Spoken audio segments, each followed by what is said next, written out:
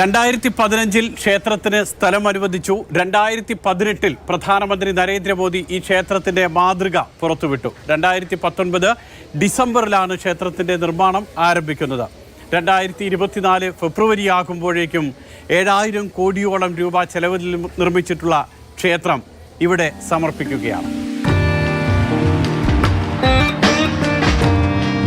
Abu Dhabi ഭരണകൂടം നൽകിയ 27 acre സ്ഥലത്താണ് മിഡിൽ ഈസ്റ്റിലെ ഏറ്റവും വലിയ ശിലാക്ഷേത്രം ഒരുങ്ങുന്നത്.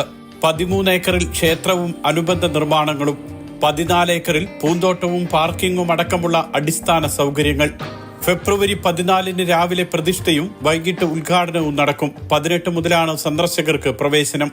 I request everybody that please register in the system, so to avoid causing great rush and to actually give space to not just the God but to all ourselves as well.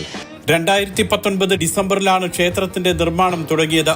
ഇന്ത്യയിലും UAE-യിലുമായിട്ടായിരുന്നു ക്ഷേത്ര പ്രതിഷ്ഠകളുടെയും ശില്പങ്ങളുടെയും നിർമ്മാണം. ഇറ്റലിയിൽ നിന്നും രാജസ്ഥാനിൽ നിന്നുമുള്ള കല്ലുകളും മാർബിളുകളുമാണ് ക്ഷേത്രത്തിന് ഉപയോഗിച്ചത്. 7000 കോടി രൂപയാണ് ക്ഷേത്രത്തിന്റെ നിർമ്മാണ ചെലവ്. ഉദ്ഘാടനത്തിന് മുൻപുള്ള അടിസ്ഥാന സൗകര്യ നിർമ്മാണങ്ങളുടെ പ്രവർത്തനങ്ങളാണ് ക്ഷേത്രത്തിൽ പുരോഗമിക്കുന്നത്. ഫെബ്രുവരിയിലെ ഉദ്ഘാടനത്തിന് വേണ്ടി ഈ വിധത്തിലാണ് BAPS ഹിന്ദു മന്ദിർ ഒരുങ്ങുന്നത്. ഇനി ദിവസങ്ങൾ മാത്രം കാത്തിരുന്നാൽ മതി.